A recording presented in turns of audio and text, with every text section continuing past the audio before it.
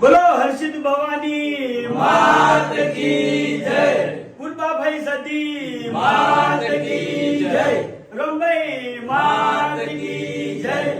જય માતાજી. તમામ ચાહક મિત્રોને જણાવવાનું કે પાલનપુરની અંદર આપણે અનાઉન્સમેન્ટ કર્યું હતું કે મંગળવારના દાડે મફુ કાકાના નામથી આપણે એક પ્રોજેક્ટ લોન્ચ કરવાના છે, બરાબર?